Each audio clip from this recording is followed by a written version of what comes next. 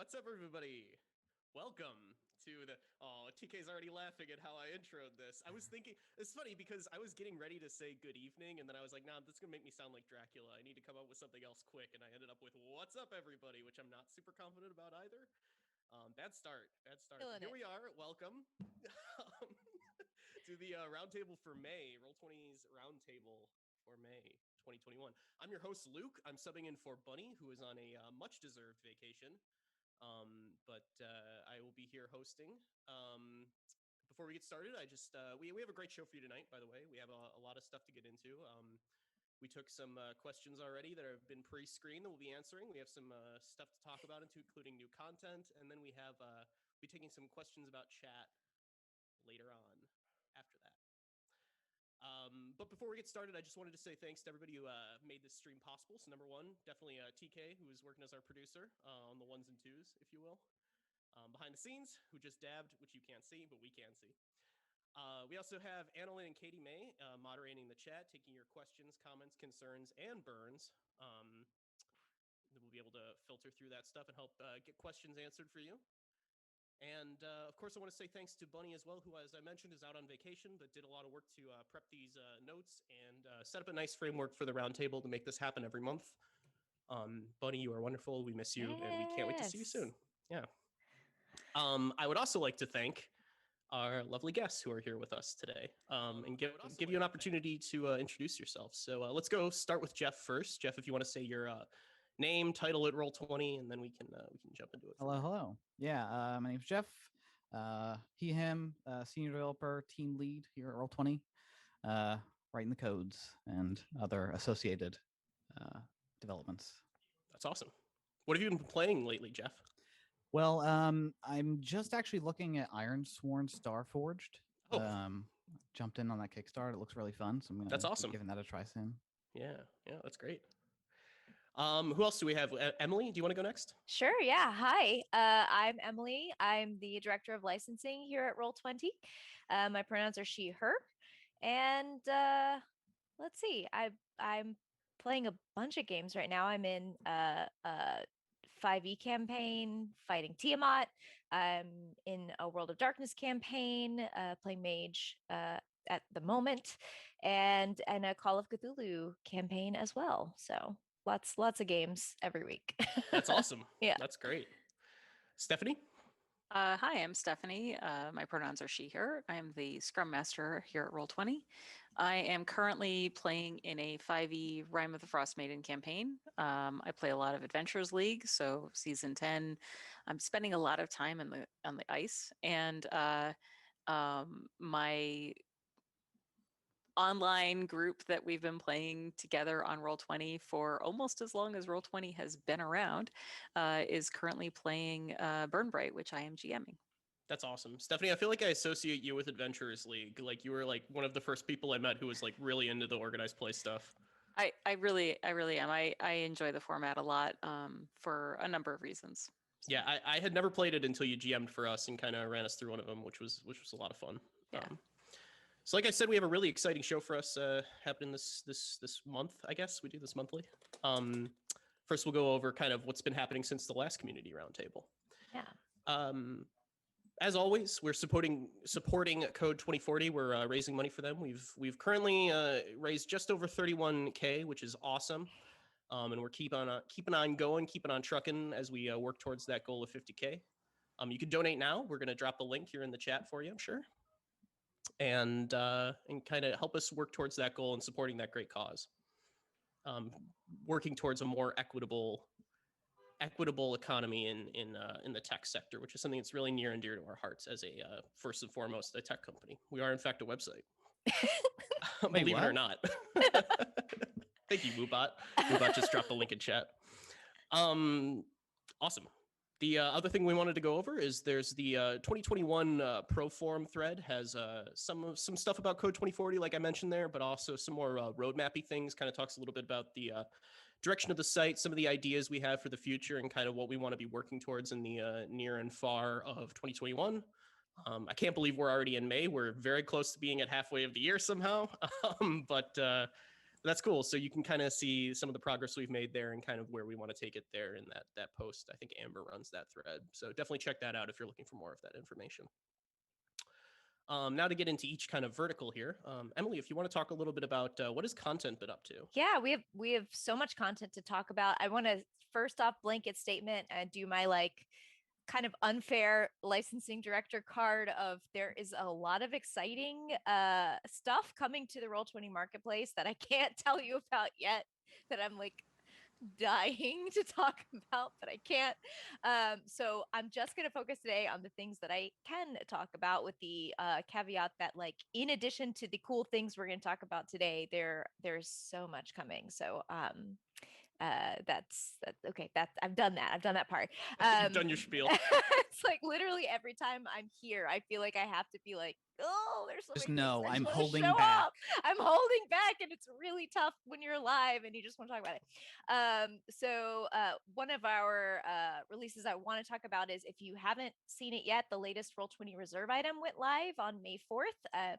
This is the game Monstrosity from Deepwater Games. It's a whole dang game. Like the May Roll20 Reserve item is a whole dang game. You can anyone with that pro subscription can pick it up. It's absolutely a riot. I cannot tell you how much impossibly shrill giggling happens from me when I play this game. It's really a great thing to look into if you're like, if like one person is missing from your session and you're killing some time before they join in. If you've got a group of friends who aren't that familiar with RPGs and you want to give them a fun experience on the Roll20 VTT, it's got some special setup with dynamic lighting as well. So you can show off that pro feature of using the dynamic lighting to hide your drawings. It's, like I said, it's a whole dang game. Honestly, being hilariously bad at the game is the best way to be good at the game. So like I must recommend everybody go reserve your or claim your copy, give it a shot.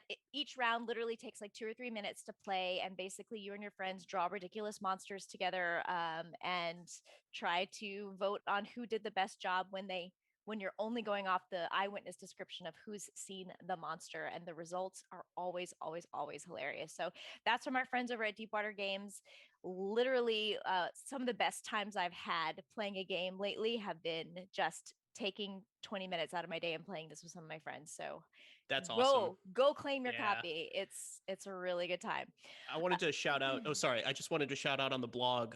We had the designer stop by, Eric Slauson, to talk a little bit about how you could integrate this in your RPG campaign.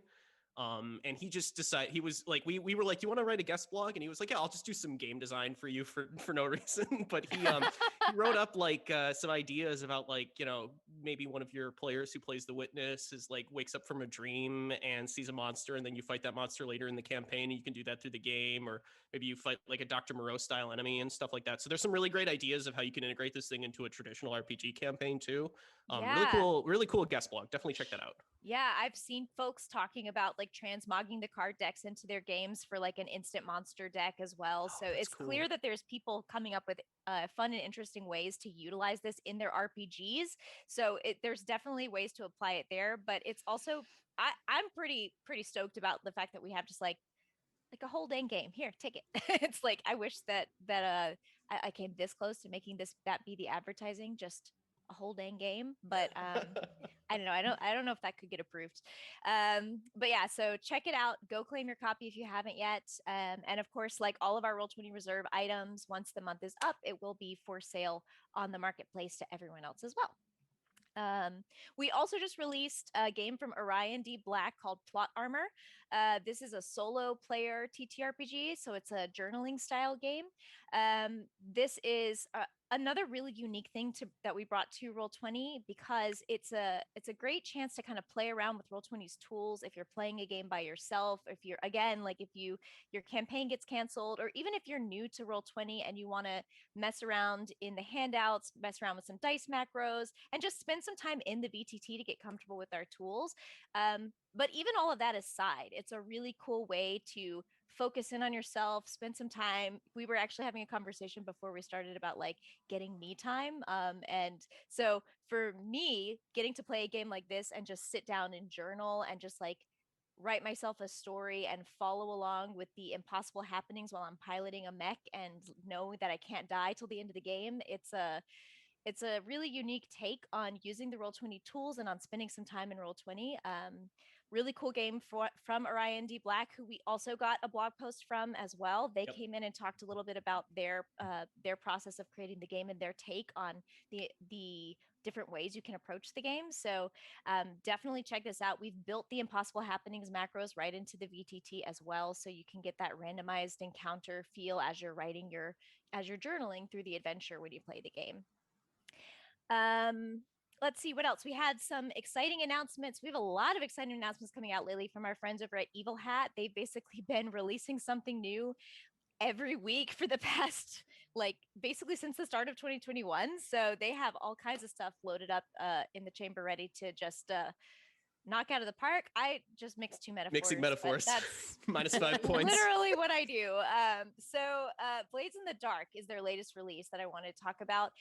They released the Skurlock's bundle for Blades in the Dark, which has a module, an adventure module, as well as for the first time ever on Roll20, the Blades in the Dark Compendium. So the rule book is built into the Roll20 Compendium. You can access it in VTT or on the web compendium and have the rules right there at your fingertips. It got really cool styling as well, so it's got that Blades in the Dark feel and flair to it. And you can also buy, if you've already got some Blades in the Dark module content and you just want to supplement it with the compendium, you can also buy the compendium separately as well. So this was a really awesome release to come from our friends at Evil Hat, part of many things that are coming to the VTT from them, so keep your eyes peeled for more exciting announcements from them soon. Also, I wanted to give some love for our friends over at Kobold Press. They wrapped up recently their Vault of Magic Kickstarter. It's now in the Pledge Manager stages. So you can actually pre-order your copy of Vault of Magic from Kobold Press for Roll20 by heading over to Pledge Manager and making a pledge there. Of course, when you're getting a Kobold Press product on Roll20, you're getting it set up beautifully with fully integrated dynamic lighting for our Plus and Pro subscribers.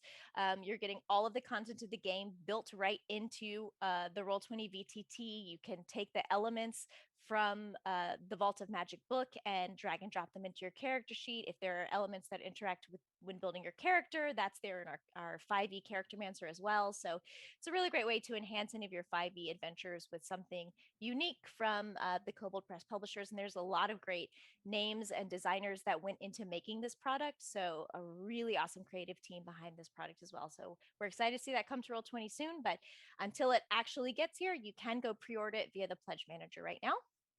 And speaking of Kickstarters, I want to throw a little love to the Sirens Battle of the Bards Kickstarter. They are in, I think they have just a handful of days left over there.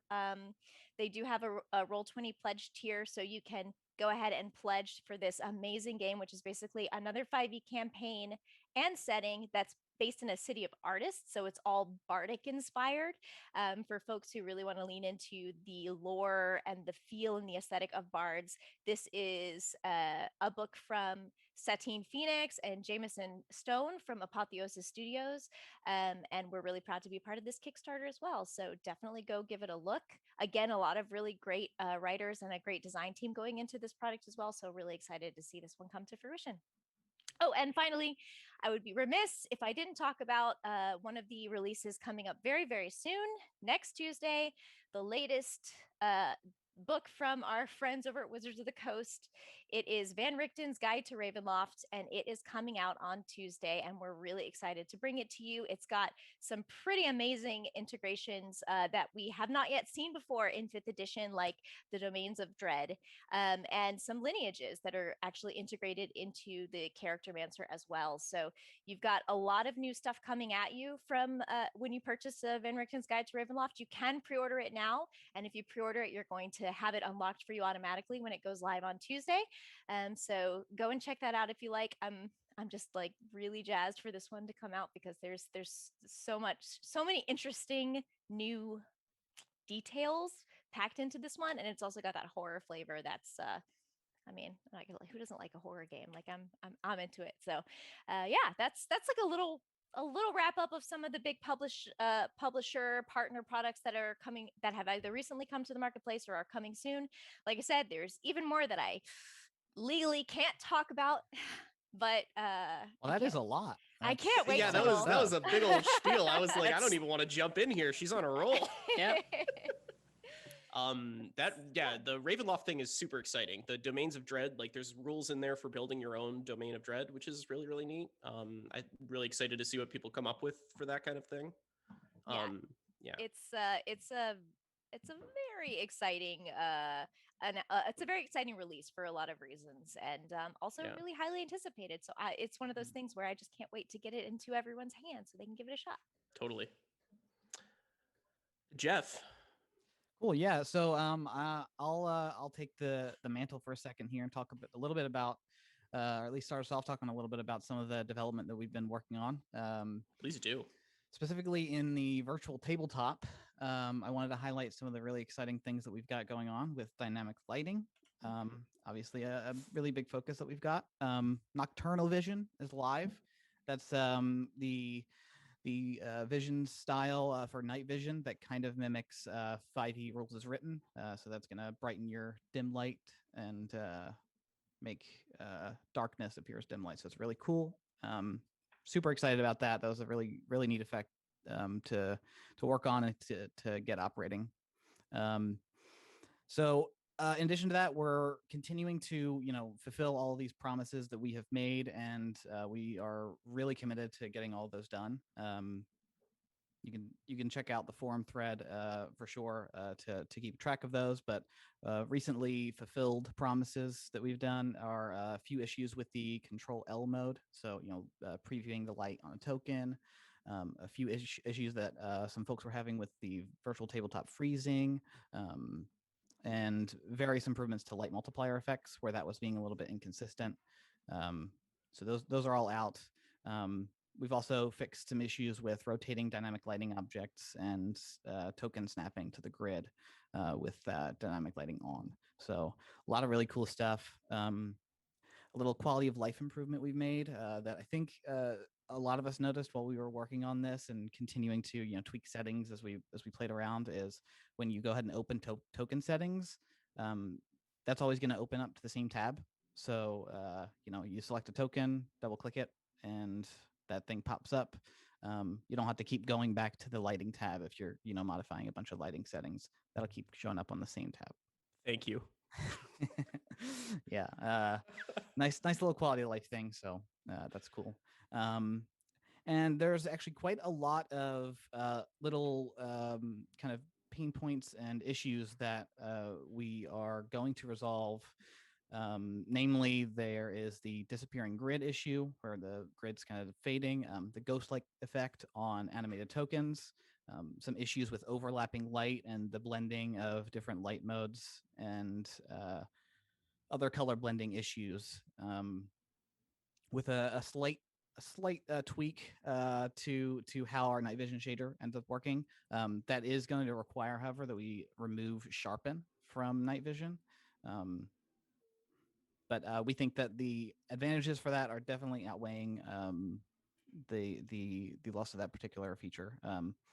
So thank you for your patience on that and understanding, because I think we really want to make the best thing possible for the virtual tabletop. So very excited. Those will be out soon, and that should resolve a lot of issues. Yeah, that's awesome. That's VTT. Yeah, Keith had a question here in the chat. Keith Curtis, does the favored tab persist across sessions? Which I'm not actually sure about. I don't think so. No, I think it's just per session. So for sure. Okay. Good thought, though. Yeah, absolutely. I'm really excited about this. Obviously, 5e night vision rules as written is a thing that people have been kind of looking for a very long time. So having that in here is going to be a huge boon, I think, to a lot of people who are looking to play the game that way. Yeah, very, very, very excited. Thanks, Jeff. That helps a lot. Stephanie, do you want to talk a little bit about some of the site stuff that we've been working on? Sure. So the site and infrastructure team has been working really hard on a lot of back-end infrastructure fixes. So there's been a lot of database, I don't know what you'd call it, maintenance, cleanup. Pardon our mess. Yeah, pardon our mess, to improve stability, to improve performance, generally to make the site as a whole work better for everybody. And one of the exciting things that that team has been working on are environments for each of our various development teams here at Roll20 that will allow individual teams have a kind of like their own sandbox for testing, and that will make it kind of reduce some of those bottlenecks in our workflow, improve our QA. There's been a tremendous push in the last several months for more automated QA testing, and just in general, our quality team has really stepped up. So we're definitely like those processes and those improvements are definitely coming. They've also been working on bug fixes for the site, including something where the creators weren't able to edit their items in the marketplace. Kind of a big deal if you're a marketplace creator.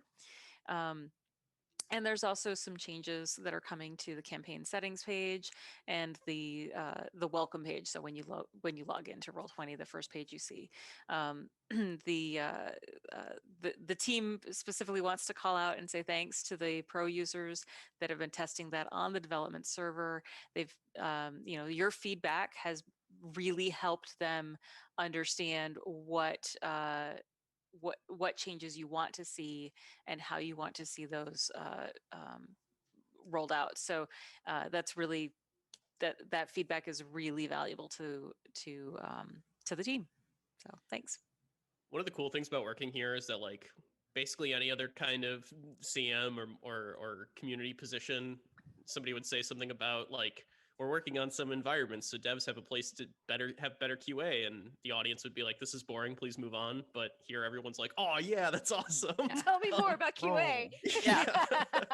But like it definitely speaks to kind of some of the goals that we have and some of the things we're serious about, especially coming off of last month when we had some server issues and things like that. We're really prioritizing making sure that stuff works better here and that we can set ourselves up for success in the future. So that's been an ongoing process. Thanks, Stephanie. That was all really good stuff. Next up, we're going to talk about mobile, which I will lead the charge on as I am on the mobile team. In mobile, the closed beta started. Was that last month? Was last month April? Is that how months work? Yeah, that's how those work. No, May is 400 days long though. So yeah, Judge, I need somebody to explain linear time to me. No, but it's we opened up closed beta. It's been great. We've been getting a lot of feedback through that. So the team's been working on stability and performance stuff based on that user feedback and testing. We're working on some UI changes internally. We're working on prototypes in the pipeline for, especially for stuff like attacks and spells on the 5e sheet. We're really laying the groundwork on that 5e sheet to make sure that we have a really good solid foundation so that when we get community documentation out there and people start working on their own sheets for mobile, they all look good and they work well. So we're really using this as like a vertical slice to get that stuff all set. If you were interested in learning more about kind of how mobile's progressing, some of the features and stuff that we're working on and kind of where we want to take it in the future, we do have a public roadmap for it on our product board. Can I use the word roadmap to describe that? I did it, so we're doing it. It's out there. It's out there now. I can't take it back. We're doing it live, but you can kind of see sort of what's going on with that and where we want to take it through product board. This is a tool that we're really excited about too. This is something that we're kind of piloting through mobile. It's a really great way to sort of peel back the curtain and show the stuff that we're working on. So definitely check that out when you get a chance. So next up, we have to talk about a little bit about, speaking of character sheets and compendium stuff. Emily, do you want to jump in and talk about a quick that? little update about character sheets and compendiums from the team that manages them. We've made some recent improvements to character sheets that really opened up a lot of possibilities for sheet creators, including things like hiding the nav bar on the top, displaying a character sheet by default, or displaying a bio portrait in the sheet. And a thing I'm going to say and not fully know what I'm saying, CSS3 animations. That's the best kind. I hope that people that do know what that means understand the value and importance of it. That being said, that yes, these are just a few examples of some of the big changes that are being made to the character sheet service to really better facilitate possibilities for sheet creators. So for those of you pro subscribers who are really taking advantage of that, building those custom character sheets or utilizing the custom character sheets, we're definitely giving some love over there. We actually featured a very cool custom character sheet on our blog recently that I'm going to talk a little bit more about in just a couple minutes, but and that does take advantage of CSS3 animations. Exactly, Jeff. Yes, Precisely, Jeff. Precisely.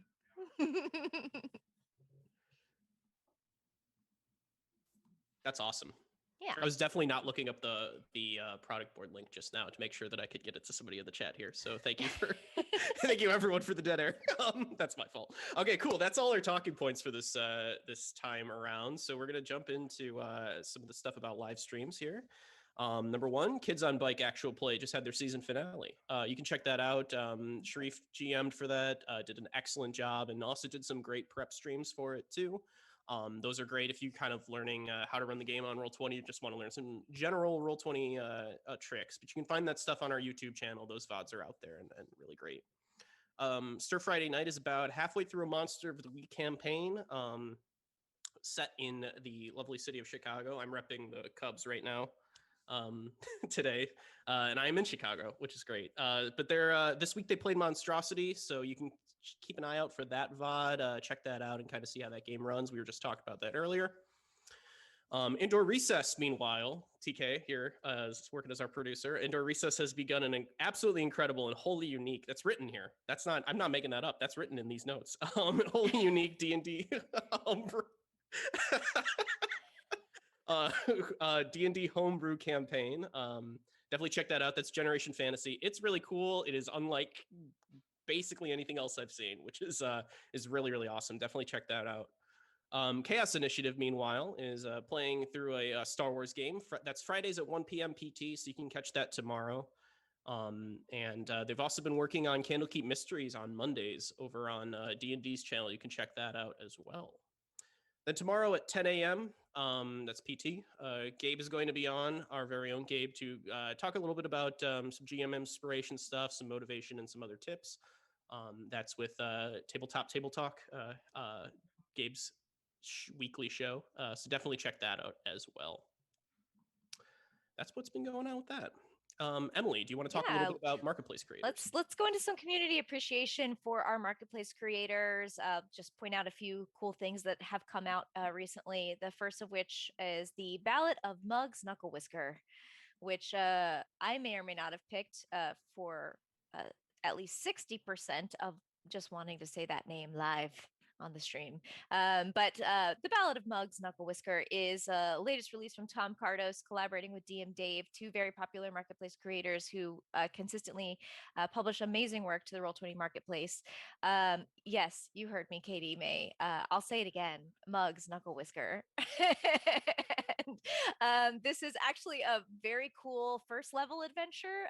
So for those early level players, to give them something really fun and weird and interesting to do, there is actually, if you're looking there at that marketplace page, there's a whole dang actual ballad of Muggs Knuckle Whisker here in the product description, which is also delightful to me. But yeah, you've got, always amazing maps from Tom Cardos, really detailed, beautiful cartography, and DM Dave's original artwork. And of course, because it is a DM Dave product as well, there's always dynamic lighting support for our pro users there. There's the macro support built right in, really high quality product. And it also features a kobold in a trench coat and a fedora. So like, what's not to love? What more could you want? Exactly. And I wanted to point out the latest release from Slow Quest, Animal Folk Tokens.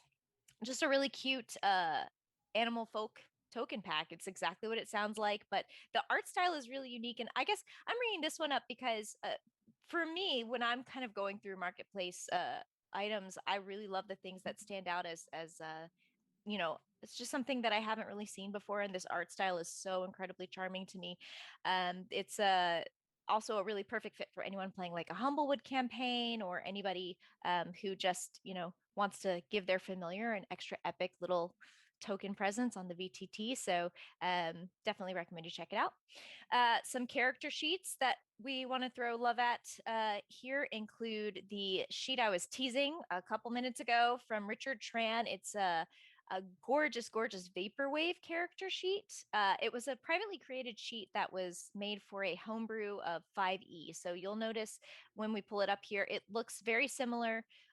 In content, it looks very similar to a 5e sheet, but with a few things you haven't seen before. But like, check out this beautiful vaporwave animation, the color scheme. It's a very Emily color scheme, like just from a personal perspective. So I'm in love with this design. And this is just like one glimpse of the kind of cool stuff you can do in these custom character sheets. A lot of this was empowered too by some of those recent changes that we talked about to the character sheet service. So I'm going to say a phrase about this color sheet, and I just want to get a vibe from the room on kind of how you're feeling about this. Please. Wildberry Pop-Tart. Pro. Yeah. Yes, yeah. pro. In favor. Do like. Continue. Seconded. Yeah. Thank you. Thank you. Well, oh, yeah, absolutely. Toasted, I think, for Wildberry. It's been a while, but it's been a hot minute. A toasted minute, if you will. Mhm. Well, there it is. There it is, folks. Roundtable over. Goal achieved. Except nobody can hear what 2K is saying. Oh, I'm just talking to nobody? And so they only heard one half of that. They have fooled you again. We are fooled you professionals. again, Luke. We are professionals. It's a nice looking character sheet, Emily. Yeah, it's beautiful. Look at this beautiful character sheet. Let's talk about another cool character sheet. There is an indie publisher from Russia called Silverhoof Games that put out a sheet for their brutal tabletop RPG called See You in Hell.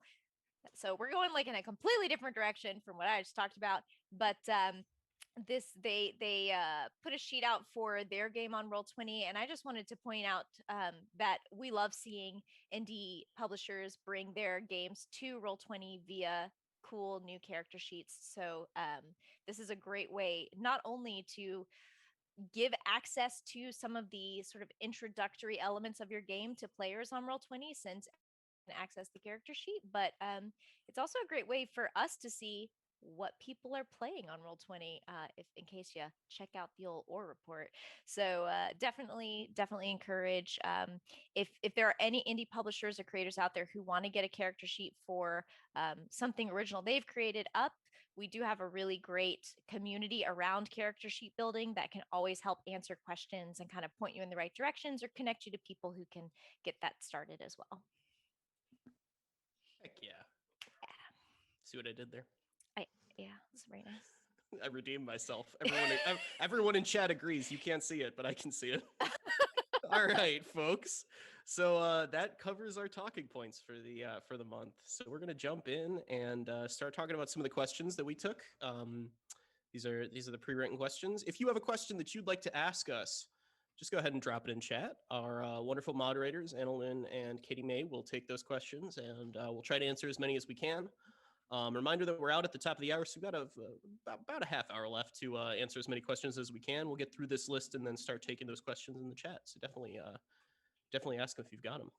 So our first question, which I will take the answer to, when is the mobile app ready? Which is an excellent question. Mobile app is currently in our pro beta.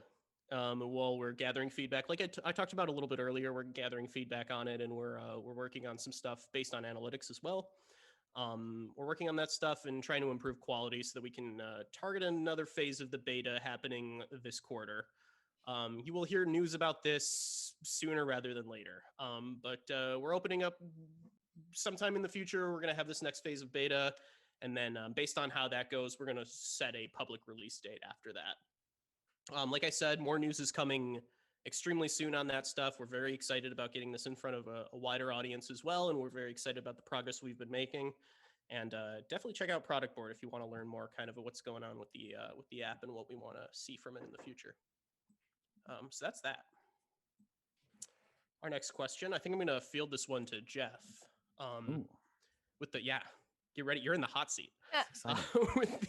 With the release of UDL, what time frame should we see requested items being developed and deployed? Will the suggestion system be reviewed? And this is kind of talking about the suggestions forum that we have over on the Roll20 forums, where you can talk about features, ask for certain things, and other users can upvote those. So Jeff, do you want to take this? Yeah, so I mean, definitely a really good question, right? With updated dynamic lighting here, released, and as we definitely wrap up all of the kind of loose ends and get that focused. It's a good thing to know. Okay, well, what are we gonna head towards next on the virtual tabletop and on its kind of surrounding features, right? There are a lot of different ways to answer this question, but I think the key here is that we have a lot of different ways to kind of decide how what we do next, right? So, for example, suggestions and ideas, the suggestions forum, invaluable part of how we determine what we're going to work on next, right? So that's really great. That's just a part of the process, though. We also use user surveys and data analysis of support requests. We read other Roll20 forums and other public comments on social media, and we kind of take all that, ingest it, recycle it, and then focus on what to work on next. So you'll see a little bit of changes on how we gather that kind of feedback, because sometimes if we have like a forum thread or a suggestions thread, it can get a little bit unwound and create some unwieldy conversations about, okay, what do folks want next? Or what is this actual request, and how can it be distilled into an actionable feature or functionality? And so you'll see some changes soon on that, and I'm pretty excited about that stuff. But speaking back about the suggestions forums, at least I think it's more than 200 suggestion votes worth of suggestion points have been fully accomplished through updated dynamic lighting. And as soon as we can remove the legacy system and have that clear in the code base, which is definitely a big milestone that we're looking forward to, we can begin planning the future for all of that. And the best way to speed up all of that is to convert your own games, or ask your GMs to convert games that they're playing, and hop into our fancy new dynamic lighting system. We're working really hard on it, so I hope you all like it a lot, because it's pretty cool. I think it's nice. Yeah, Stephanie, as our Scrum Master, I want to kind of pass it to you a little bit to talk a little bit about how work gets done here at Roll20. Could you talk a little bit about that? Yeah, I mean, I can talk about that for hours, but so Roll20 utilizes agile methodologies and particularly Scrum, but also other methodologies to prioritize and get work done.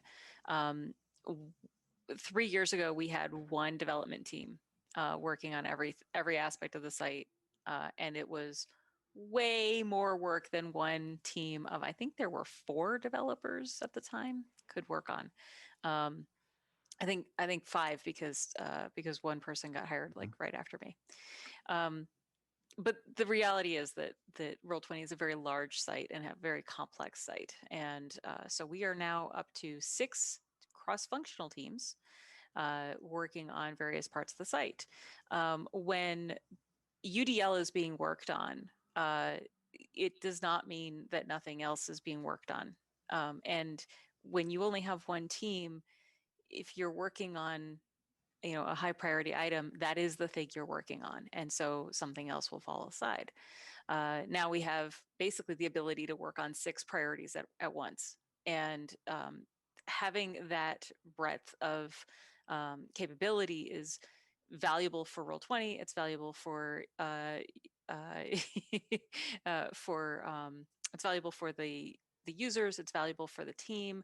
It makes life happier for the people who are on those teams, and Can it confirm. can confirm, yeah. It increases our communication within the teams and with our users. Each of our cross-functional teams now actually have somebody on the team who specializes in communicating with users. So if you've noticed that we've upped our game in terms of talking with people and learning more about what users want, that's part of why. So it's been a huge boon. And of course, the teams themselves get a little specialized. So we have a team that's working primarily on the VTT, and the technologies that they need for that are fairly specialized, and therefore they become very knowledgeable about those technologies, and it makes it a little bit faster and easier for them to develop in those technologies. The team that's developing for mobile, as you can imagine, the mobile applications are their own complete code base themselves, and so those teams are specialized as well. And so all of those individual teams, we're finding that while it can be a little messy, because Scrum is messy and Agile can be messy, but we're able to respond quickly to changes. If anybody's been following the mobile app development and the mobile beta, you will be stunned at how fast things have shifted when users have come back and said, we don't like this, or the pro users have certainly seen this happen as well, where it's like, hey, we didn't like this, and so like 2 weeks later, it's been moved or shifted or removed, and that's also, I know, been happening a lot more with the VTT development and UDL, where they'll put out a feature and find out that the users want something else out of it. The Nocturne was 100% user suggestion, user driven feedback. So that's kind of, when when we talk about priorities at Roll20, we're no longer a single development team priority. There's one thing that we're going for. Now we get to work on multiple things at a time, and we have the flexibility where if we found out tomorrow that we needed to focus on one more priority, well, we would reconfigure our teams just a little bit and maybe have 7 teams. So we have that flexibility now. So That's awesome. Thank you. Why Are You on Fire asked, do they have cool names? Some of them have cool names. Hashtag VT team, shout out. VT team, Mobile Plus. We had slightly more mascotty things previously, and I think they were a little gimmicky. I love them. Which is not to say that I do not love the mascots for what became the mobile team or the Mimic mascot or anything like. I mean, I have a lot of love for those mascots. We had the cutesy names before, for sure. But I will say that now each team has its own unique special flavor, and that's really worth even more than a cool name. Yeah.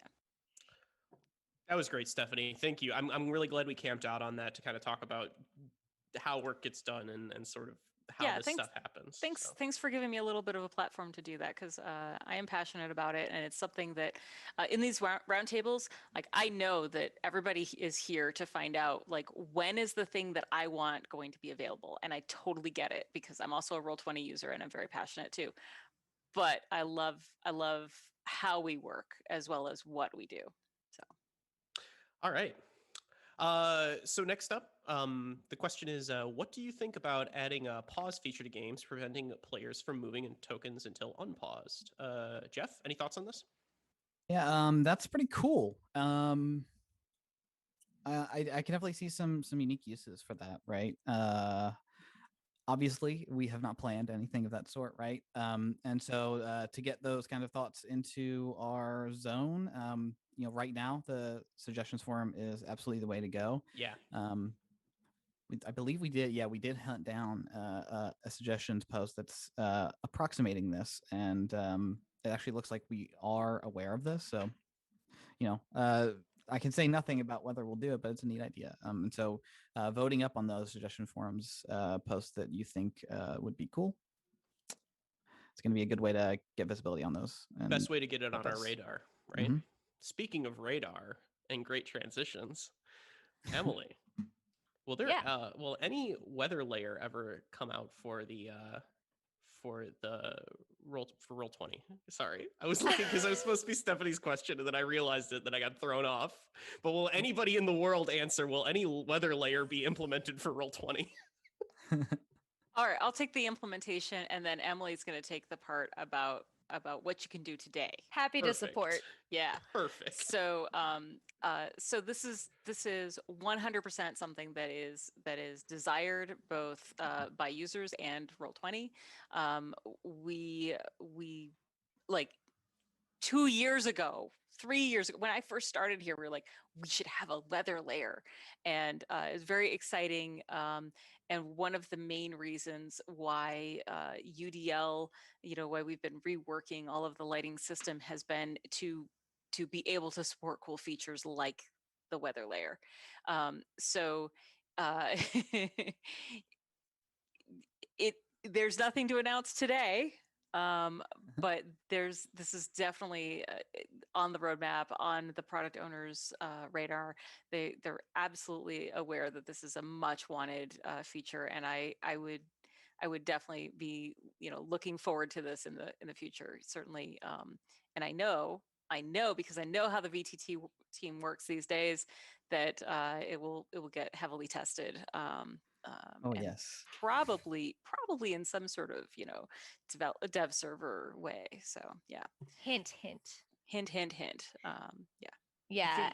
And what I will say is, in the meantime, we have a lot of really cool weather options on the marketplace as well. If you, even if you just do a search by weather on the marketplace page, you pull up a bunch of different options from creators who've gotten really, really innovative with the way that they're basically utilizing art packs to add weather layers to games, and you can layer them on top of each other for different effects. There's everything from lightning storms to rainbows and anything you could want in between. So if you're interested in utilizing weather in your campaign until any potentialities happen down the line, definitely go check those out on the marketplace.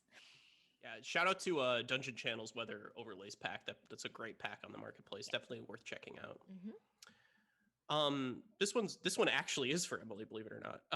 I got this one right. Sure? Yeah, I really mean it. Will Spanish and other language compendiums, spells, and items be updated? Yeah, of course. Well, yes, of course, I will take it. That's not the answer to the question. But I know we have a lot of questions to go, so I'm going to keep my answer to this one fairly short. Cool. Essentially, we strive to make Roll20 accessible in every way that we can. So for those who aren't familiar with the way translations work, we currently have community-based translations for portions of Roll20 that we own, like our website, or that are openly licensed, like a character sheet. But language options for licensed content, like what you buy on the marketplace, gets a little more complicated from a licensing perspective. So for things like compendium and module content, we're discussing translations, official translation content with various publishers where it's available. And obviously, when more developments are made in that front, we're going to be making announcements. But I don't have anything solid to tell you as of yet. So just keep your eyes peeled for more news on that front. We have another suggestion that people are asking about. Are there any plans to add hidden to everyone but GM role feature to Roll20? It's got nearly 100 votes on the suggestions forum here. Jeff, do you want to talk? Oh, nope, this one's me. So well, I think this is a good one though, right? I mean, go for it. GM roles where say the player can't see it, right, but only the GM can. I think that has like value.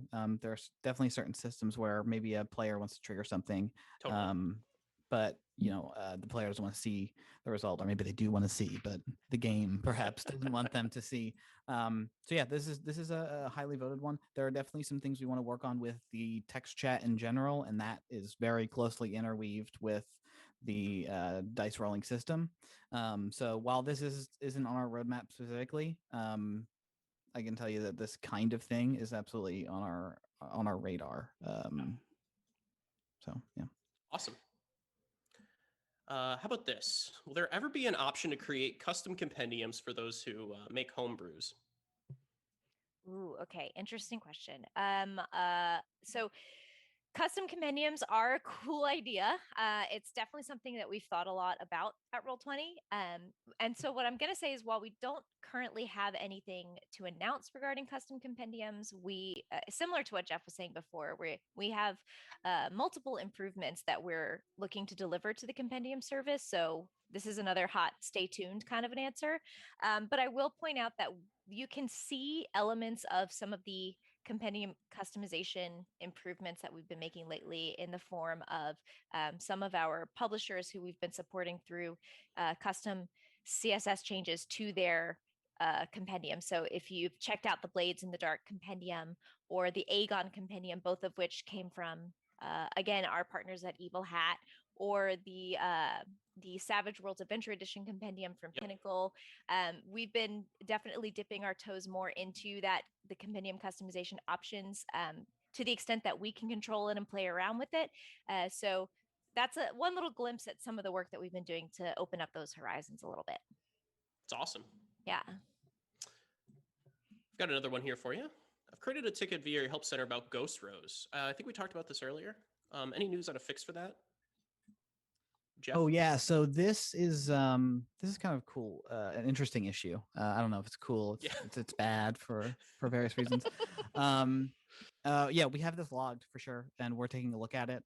Essentially, the issue here is something to do with the way that we parse repeating sections, and this gets kind of into the minutia of how character sheets and writing character sheets work. There's an issue if you name a repeating section something that has a dash in it. So yeah, we're looking at that. And we have it logged, so we'll see what we can do about that. Awesome. I've got another one for you. Any plans to improve performance on games with a lot of content? Yeah, so this is a big one. I think yeah, big one. Lots of. I don't get it. Can you explain it? Okay. Yeah. So yeah, the virtual tabletop definitely is,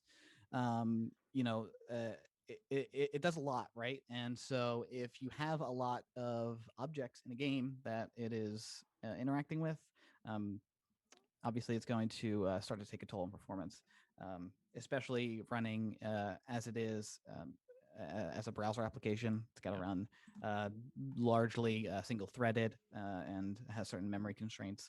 But with that said, we are absolutely always looking at performance improvements that we can make.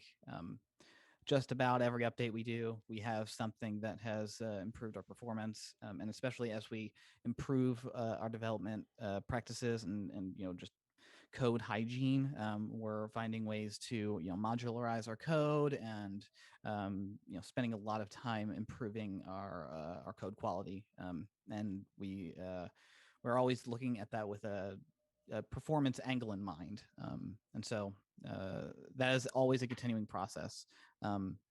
At the same time, we do have big strides that we make on occasion, and we certainly have some potential performance improvements on the horizon, largely to do with updating how we interact with Firebase, which is where all of your game data gets stored and interacted with and persisted to other players. And so we're absolutely looking at that, and we are working very hard on all of that.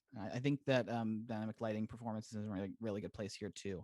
And so as we are able to do that and have that be a smooth experience, we want to make sure that the rest of the virtual tabletop is in line with that, so that other slow bits on the virtual tabletop don't reduce your experience there, and vice versa. So awesome. Yeah. Stephanie, I've got a very important question for you to close out. Yes. Is Kenton still there? Yes, Kenton still works at Roll20. I see him almost every day. And he wanted to say that he is very happy the community gets to know the other wonderful people who make Roll20 happen. So, but he is definitely here and sends his love. Great. Well, folks, we have about 5 minutes to take some of the questions in chat. Ooh, we rapid fire round. Yeah, we had a nice little stream for ourselves here. I'm really glad we went over the stuff that we went over. So let's take some of those questions. Number one, since sheet system upgrade, compendium drops no longer resolve if the window is closed early. Is there any resolution in sight? Yes, absolutely. That is, I'm not working on it, but it is actively being worked on by the character sheets compendium team. So that should be fixed in short order. Awesome. I have a little further clarification on the question about favorite tabs persisting across sessions. It doesn't persist, but if you are interested in that, definitely make some noises in the requested features. That's something that we could work on. What do? I've got another one for you here. I just started watching late, but is Roll20 your birthday? It is extremely your birthday. We have a catchphrase officially, folks. We have a question. Gabe's gonna love that. We have a question if we're going to be able to see any pets. If anybody here has a pet that they'd like to show on stream, now is the time to gather them up. Oh, be right back. My cat's hiding. I don't know. Oh no. Everyone's disappearing. She literally knew and ran the second. What, do you not want to be a star? You predicted that this was going to happen.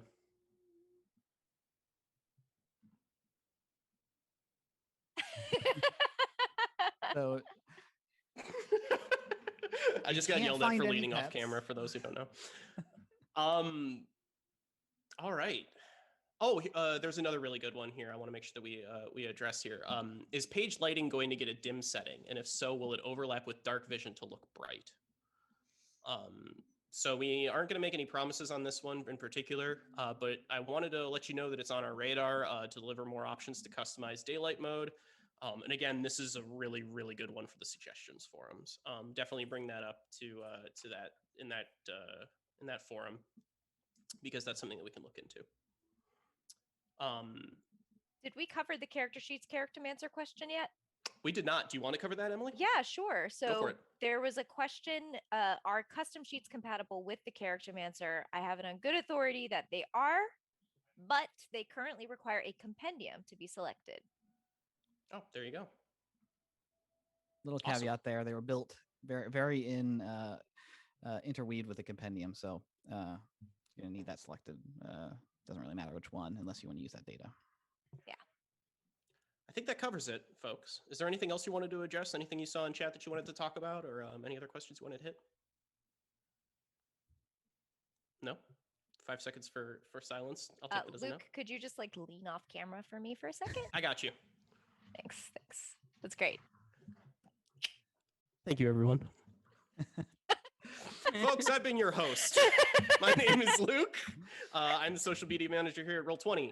You can find me tweeting at the Roll20 account, but you can also find me tweeting mostly about my lunch at Urza's Hot Tub. That's URZAS Hot Tub, all one word. Emily, where can people find you? Do you have anything about Roll20 that you'd like to plug, or a personal account, anything like that? Listen, I got literally an entire 12-minute section of this stream to plug the things about Roll20 I wanted to talk about. So, fair enough. But yeah, you can find me on social media, Emily the Spoon. Join my 12 Twitter followers if you like. It's a good handle. It's been a pleasure. Yeah, thanks. Yeah, thanks for being on. Jeff, where can people find you? Well, I'm a ghost in the machine, and I do not really exist. But you could probably find me on Twitter with just Google the name if you were so inclined. Jeff is one of my 12 followers, so just find him that way. Yeah, then that would actually be very easy. I'll tweet about Gundam plastic models and Final Fantasy and stuff like that. Who knows? Perfect. Stephanie, where can people find your cat on the internet? This is Aladdin. He says hi, and he's very mad that he hasn't been fed dinner yet. So I am also on Twitter as Mortain, and you can find me there. That's probably the easiest way right now. Heck yeah. And then I'm presenting my cat. Oh, there you go. On the Your couch. cat looks happier than mine. This is Aiko. She's glad that I didn't touch her. Yeah. Aladdin gave me a love scratch. So it's good. Well, folks, I'm not going to say who, but one of our panelists has a Final Fantasy 14 raid that they need to get to. So we're going to be wrapping up here on the hour. And I just want to say thanks again for joining us. Thanks to Annalyn and thanks to Katie May for being in the chat and hanging out. Thanks to TK for running tech. Thank you to all of our guests who've done a great job here. Thank you, Luke, hanging for out. hosting. Yeah, it was a pleasure. Yeah. Thank you for Killed having it. me. Thank you so much. Yeah. It's great to be here. And then, of course, thanks, Bunny, for making this all happen and really setting this stuff up. And thank you to chat for being here during the live show. If you're watching this on YouTube, you can catch these live. We do them on twitch.tv/roll20app. You can join us every month. We'll tweet about when those times happen. And of course, you can pre-submit questions at those times as well. But thanks again for joining us live, folks. If you're there and if you're watching the VOD, thank you as well. And we will see you next month for another roundtable. Bye, everybody. Till then, happy Bye. gaming. Bye, everyone.